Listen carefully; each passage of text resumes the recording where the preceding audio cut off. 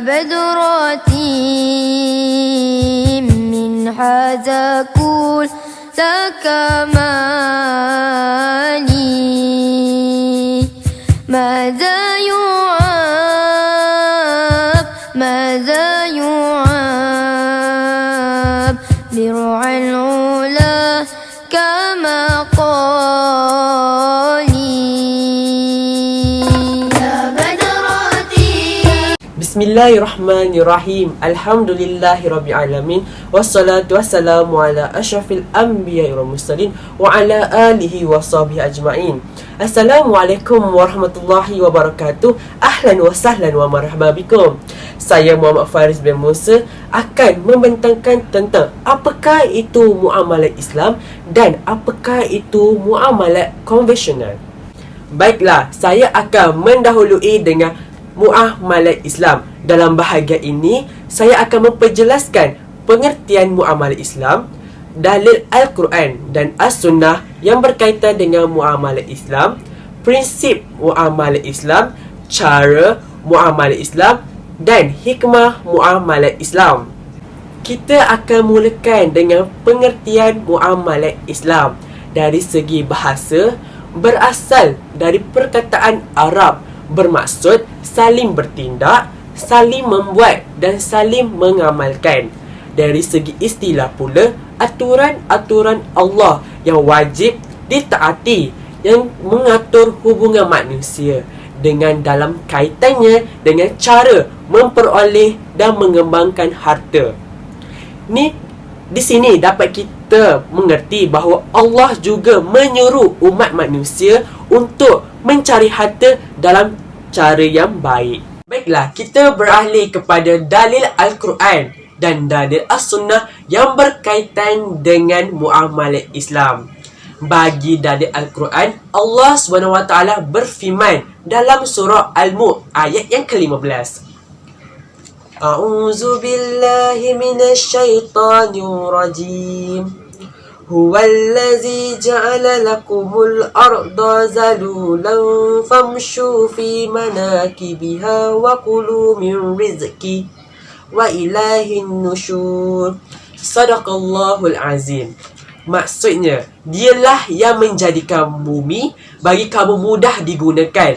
Maka berjalanlah di merata-rata ceruk rantau dan dikurniakan oleh Allah, dan ingatlah kepada Allah jua tempat kembali dibangkitkan.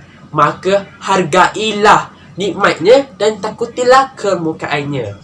Berdasarkan ayat Al-Quran ini, Allah menyatakan bahawa Ia menjadikan muka bumi untuk memudahkan manusia berhijrah dari satu tempat ke satu tempat lain untuk mencari rezeki. Dan Allah memperingatkan kepada manusia, kepadanya juga dia akan kembali. Selain itu, kita haruslah menghargai nikmatnya dan mentakuti kemurkaannya. Bagi dalil As-Sunnah pula, Rasulullah SAW bersabda, kerja lelaki itu dengan tangannya dan jualan yang baik. Riwayat Al-Bazar. Penerangannya, Rasulullah menyatakan bahawa lelaki itu menjual sesuatu perkara dengan tangannya sendiri, iaitu haruslah menjual sesuatu yang baik agar kehidupannya dirahmati oleh Allah. Seterusnya, saya akan menerangkan tentang prinsip muamalat Islam. Di sini, saya akan kemukakan 3 konsep. Yang pertama ialah konsep rububiyah. Rububiyah menjelaskan tentang peraturan Allah bagi menyusun rezeki dan aktiviti ekonomi manusia, dan Allah jugalah pemilik sebenar segala sesuatu. Yang kedua ialah konsep tazkiyah, iaitu menjelaskan penyucian jiwa dan harta. Harta disucikan dengan zakat dan sedekah, manakala jiwa disucikan dengan asuhan bersikap pemurah terhadap rezeki yang dikurniakan. Yang ketiga ialah konsep al-falah sebagai aktiviti muamalat. Al-falah ialah kejayaan di dunia dan di akhirat. Kebendaan bukanlah matlamat hidup, tetapi adalah sebagai wasilah bagi mencapai al-falah dengan mentaati Allah. Yang keempat, dalam muamalah Islam, saya akan memperjelaskan cara muamalah Islam. Yang pertama ialah mencari harta kekayaan dengan cara yang baik dan diredai oleh Allah. Sebagai contohnya, sesuatu perniagaan itu tidak melaksanakan riba. Yang kedua, menjalankan sesuatu kegiatan ekonomi yang dapat memberi faedah kepada seluruh manusia.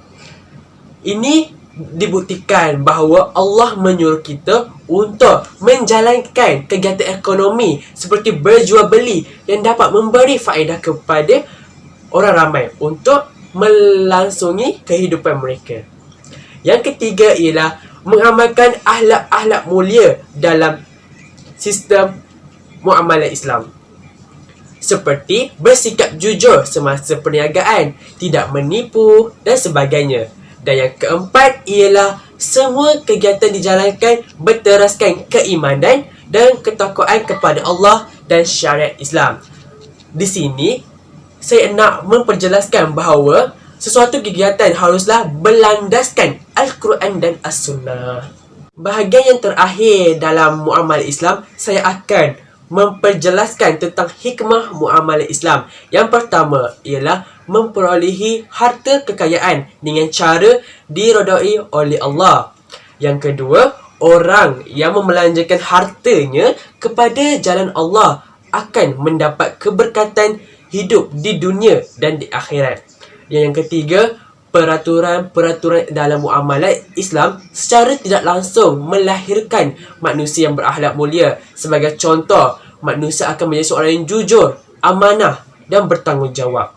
Dan yang keempat ialah seseorang yang menggunakan hartanya untuk faedah orang lain akan memperolehi pahala daripada Allah. Seterusnya, setelah saya memperjelaskan dengan lebih mendalam tentang muamalah Islam, kini saya akan menerangkan tentang muamalah konvensional. Dalam bahagian ini, saya akan memperjelaskan tentang 4 perkara, iaitu pengertian, sumber rujukan, ciri-ciri dan kesan muamalah konvensional. Apa pengertian muamalah konvensional? Muamalah konvensional ialah urus niaga yang tidak mempunyai kaitan dengan akidah Islam. Ianya terbukti dengan pelanggaran hukum-hukum Allah SWT yang antaranya sudah jelas telah dinyatakan di dalam dalil-dalil yang kuat, iaitu al-tubat, yang terang diharamkan di dalam Islam. Jadi, ia seolah-olah tidak mengiktiraf Allah SWT sebagai Tuhan yang membuat dasar dan peraturan kehidupan manusia. Seterusnya, saya akan memperjelaskan tentang sumber rujukan yang digunakan oleh manusia tentang muamalah konvensional. Kalau kita dapat lihat tadi, dalam muamalah Islam, mereka berlandaskan Al-Quran dan As-Sunnah. Tetapi dalam sistem konvensional ini, ianya berdasarkan kepada akal dan pengalaman manusia. Pengalaman manusia di sini ialah warisan-warisan daripada atuk nenek moyang mereka. Mereka sekadar mengikuti sahaja. Bila akal dan pengalaman manusia dijadikan sebagai rujukan, maka ia terdedah dengan 1001 macam kelemahan, kerana manusia itu diciptakan dalam keadaan yang lemah. Di sini, saya dapat terangkan bahawa manusia ilmunya terbatas. Maka, manusia haruslah berlandaskan Al-Quran dan As-Sunnah untuk menyempurnakan kehidupannya. Seterusnya, bahagian yang ketiga, saya akan menerangkan tentang ciri-ciri muamalah konvensional.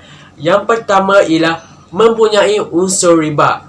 Apabila unsur riba, sebagai contoh, seseorang individu membuat pinjaman 10,000, tetapi dia harus mengembalikan semula sebanyak 10,500. Di situ telah berlakunya unsur riba. Dalam hal ini, Allah sangat memurkai perbuatan unsur riba. Yang kedua ialah mengutamakan keuntungan. Sesebuah syarikat yang mengutamakan keuntungan tanpa memikirkan tentang kemudahan, kesenangan oleh masyarakat sekeliling. Yang ketiga ialah tidak memberi faedah kepada kehidupan manusia. Sebagai contoh, urus niaga jual dadah, arak, tidak langsung memberi faedah, malah memberi kemungkaran dan kesan yang buruk kepada manusia. Dan yang keempat ialah berlakunya penindasan. Apabila kita mengamalkan muamalat konvensional, secara tidak langsung akan berlakunya penindasan orang yang lemah, seperti fakir miskin, orang yang tidak berkemampuan dan sebagainya. Saya akan menyatakan tentang kesan-kesan muamalat konvensional. Yang pertama ialah melahirkan individu yang tamak haloba. Hal ini kerana apabila dia berutama keuntungan, secara tidak langsung dia akan melahirkan manusia yang tamak dengan wang sahaja.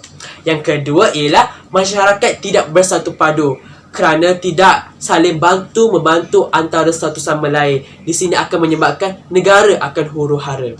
Dan yang ketiga ialah agihan kekayaan negara berlaku secara tidak adil. Dan yang keempat ialah ekonomi negara menjadi semakin lemah. Sekian saja daripada saya. Kini, ahli kumpulan saya seterusnya, Muhammad Syafiq bin Zabah, akan membanding-bezakan antara sistem muamalat Islam dan sistem muamalat konvensional. Embun datang, bunga menguntum, suria datang pecahlah pagi. Saya ucapkan Assalamualaikum buat penonton pujaan hati. Baiklah, saya Muhammad Syafiq bin Zabah. Hari ini saya akan membentangkan ataupun menceritakan perbezaan muamalat perbankan ataupun muamalat Islam dengan perbankan konvensional. Umum mengetahui bahawa memang terdapat beberapa perbezaan apabila berbicara mengenai cara hidup Islam dan cara hidup yang tidak mengamalkan ataupun berasaskan Islam. Begitu juga halnya dengan perbezaan di antara perbankan Islam dengan perbankan bukan Islam, atau yang sering kita istilahkan sebagai perbankan konvensional, walaupun pada pandangan mata kasar ianya kelihatan sama. Kita dapat huraikan perbezaan perbankan Islam dengan perbankan konvensional melalui perbankan Islam ni tiada unsur penganiayaan dan penindasan, tetapi perbankan konvensional ni dia berasaskan penganiayaan dan penindasan. Perbankan Islam juga mengikut kefahaman Islam dalam perniagaan, tetapi perbankan konvensional berasaskan fahaman kapitalis dan sosialis. Perbankan Islam juga memberi galakan kepada umatnya untuk membantu golongan yang memerlukan. Perbankan konvensional pula mengutamakan keuntungan semata-mata dan mengabaikan kebajikan. Perbankan Islam juga bermotifkan harta sebagai mendekatkan diri kepada Allah, tetapi perbankan konvensional bermotifkan harta adalah matlamat hidup. Bermatlamatkan reda Allah. Kita dapat simpulkan bahawa perbezaan ini tertumpu pada bermatlamatkan reda Allah. Perbankan Islam, matlamat utama perbankan Islam ni ditubuhkan adalah untuk mengecapi matlamat keredaan Allah Subhanahu Wa Taala. Semata-mata justru menyedari akan hakikat tersebut, maka setiap urus niaga yang dijalankan akan berpayungkan kehendak Islam. Jangan salah sangka pula bahawa dengan bermatlamatkan Allah Subhanahu Wa Taala, kita tidak dibenarkan sama sekali mengecapi keuntungan sebagaimana yang difahami oleh segelintir masyarakat kita. Bahkan ianya dituntut supaya dapat menyumbangkan manfaat yang besar kepada masyarakat, namun perlulah ikut caranya sebagaimana yang telah digariskan dalam Islam. Menurut perbankan konvensional pula, ianya mereka hanya mencari keredaan manusia yang jika tidak dipandu dengan panduan ilahi akan membawa kepada kecelakaan di dalam kehidupan mereka. Ini terbukti dengan keingkaran dalam mentaati perintah Allah Subhanahu Wa Taala dalam urus niaga demi semata-mata untuk mengejar kekayaan atau keuntungan duniawi. Menurut dasar iman dan takwa pula, perbankan Islam dibina di atas dasar iman dan takwa. Kerana pelaksanaan sistem Islam ini, jika tiada iman dan takwa dalam diri, maka setiap peraturan Allah Subhanahu Wa Taala akan rasa berat untuk dilaksanakan. Ini jelas dengan perangai sebahagian manusia yang banyak memberikan pelbagai alasan demi untuk melepaskan diri daripada tuntutan dan peraturan Islam. Perbankan konvensional dibina di atas dasar pemikiran manusia yang diketahui amat terbatas dan dipimpin oleh hawa nafsu manusia yang tidak dipandu dengan nilai iman dan takwa. Sebab itulah kita lihat di dalam cara pengendalian perbankan konvensional banyak perkara yang tidak senada dan sehaluan dengan kehendak Islam.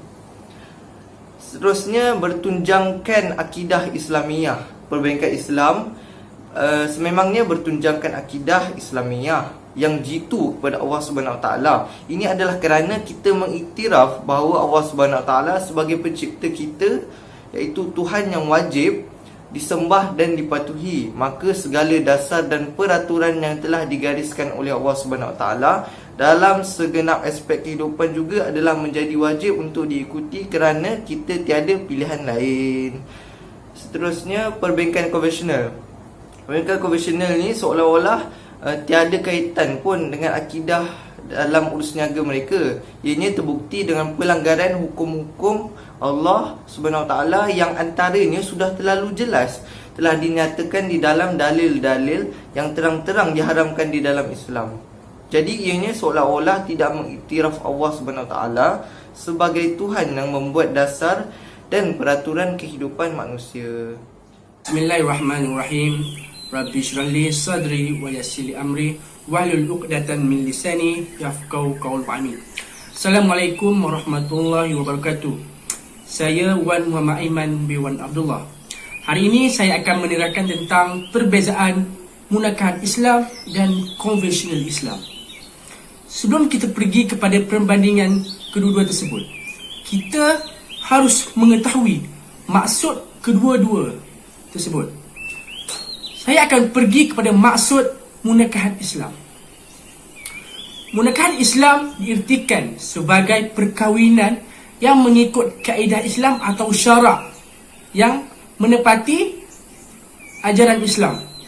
Contohnya, sesuatu perkahwinan itu tidak mengetahui unsur-unsur syirik ataupun hurafat dalam perkahwinan tersebut.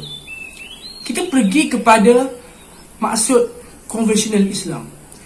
Konvensional Islam dimaksudkan dengan perkahwinan yang mengamalkan amalan adat yang berterusan dari sesuatu masyarakat yang tidak ada dalam kaedah Islam. Sebagai contoh, memasukkan elemen-elemen syirik atau khurafat dalam perkahwinan tersebut. Kita boleh mengamalkan ajaran ataupun adat dalam perkahwinan, tetapi haruslah mengikut syarat dan kaedah Islam yang betul, tidak bertentangan dengan ajaran Islam. Sebelum kita menelusuri perbandingan antara munakahat Islam dan konvensional Islam, terlebih dahulu kita harus mengetahui definisi perkahwinan. Mengikut Jabatan Kehakiman Syariah Negeri Kelantan, perkahwinan atau pernikahan ialah akad yang menghalalkan di antara lelaki dengan perempuan hidup bersama dan menetapkan tiap-tiap pihak daripada mereka hak-hak dan tanggungjawab sebagai suami dan isteri. Sebagaimana dalam firman Allah Subhanahu Wa Taala dalam surah An-Nisa ayat pertama. A'udzubillahi minasyaitonir rajim.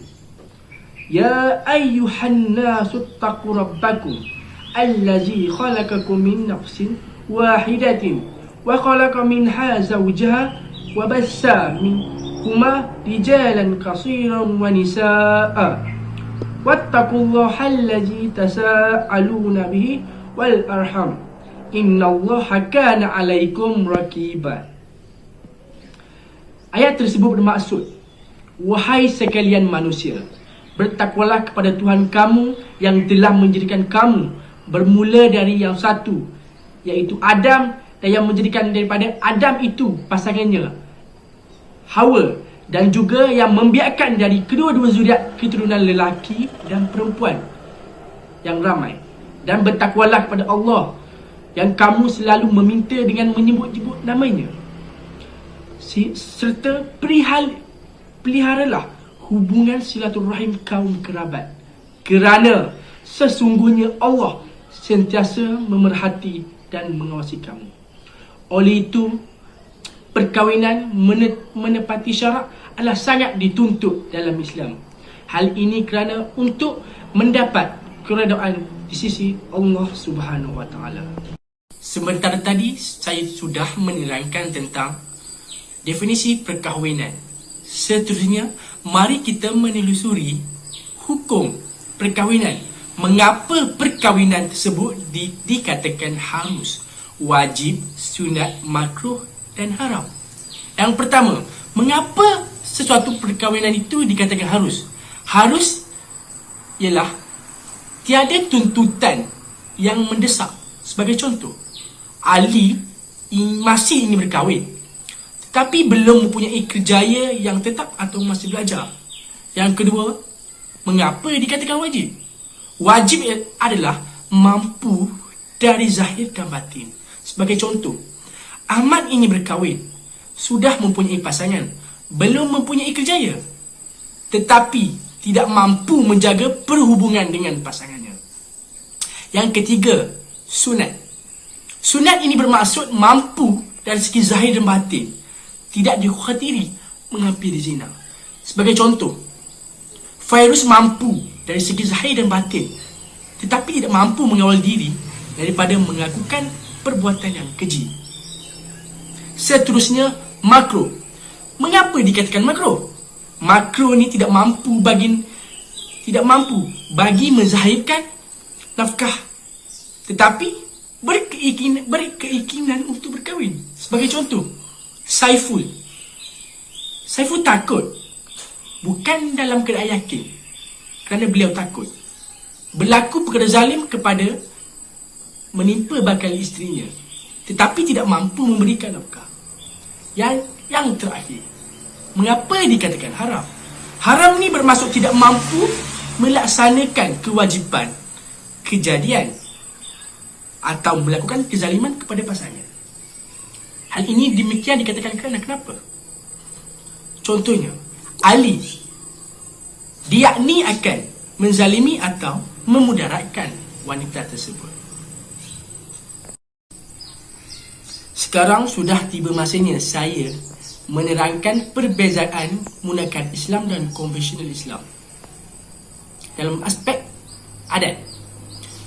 Sudah sedia maklum, dalam perkahwinan mempunyai adat sebelum bergelar suami isteri.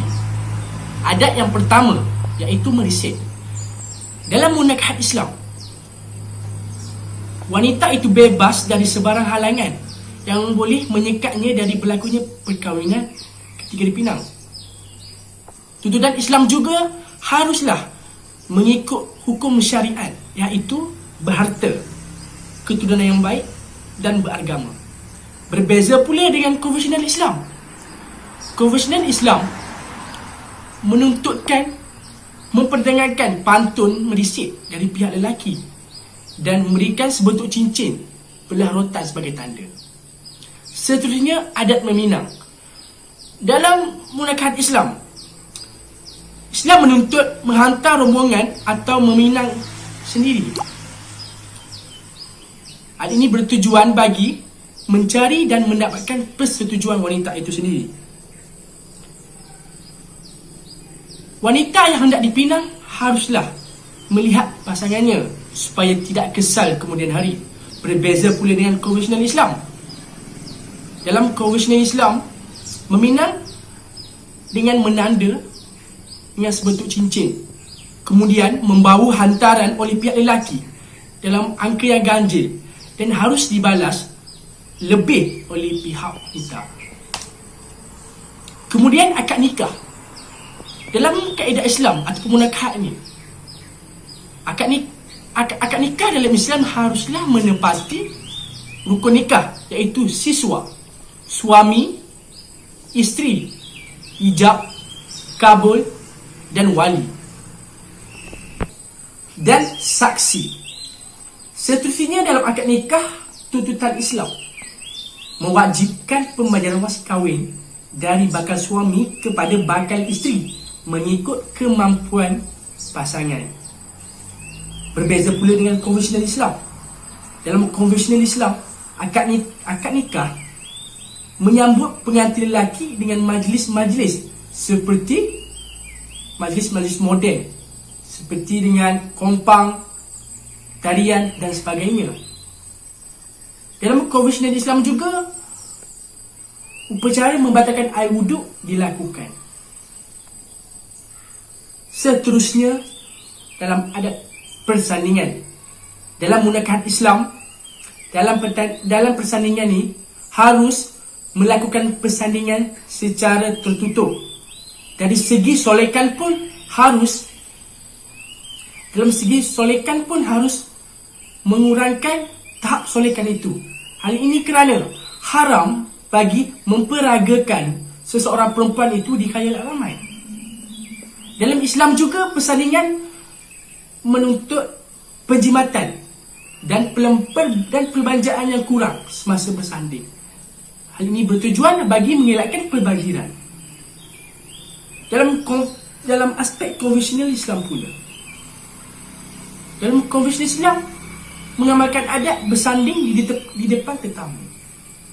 Selain itu juga, penyediaan pelamin dan peralatan bersanding pula melebihi kemampuan. Hal ini akan menyebabkan pembaziran. Dan yang terakhir, mengamalkan adat merenjis yang tidak dituntut dalam agama Islam. Dan yang terakhir, iaitu walimatul urus. Apa yang dikatakan dalam munakahat Islam? Walimatul urus ni diadakan secara sederhana dan sunat bagi menjemput tetamu. Konvensional Islam pula, iaitu yang mengamalkan kaedah yang bertentangan dengan agama Islam, dengan mengadakan hiburan berbentuk moden seperti karaoke ataupun menyanyi dalam bentuk DJ ataupun dikenali sebagai juruhebah. Adat dalam walimatul urus dalam konvensional Islam ni juga melakukan adat sebelum dan selepas walimatul urus seperti merewang, mandi limau, menyambut menantu, cukai pintu dan makan berantak. Sebagai kesimpulannya, perkahwinan mengikut syariat ni adalah lebih mudah berbanding kaedah konvensional.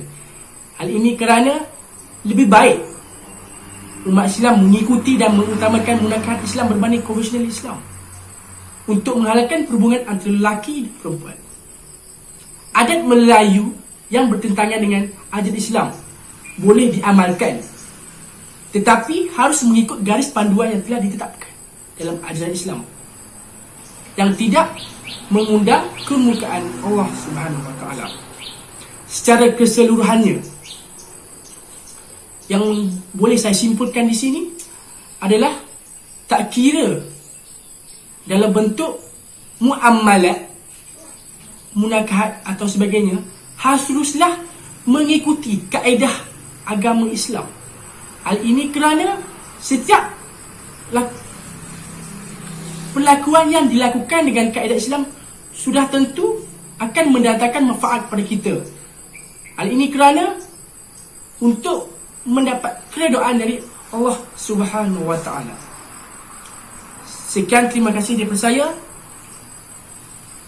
Assalamualaikum warahmatullahi wabarakatuh.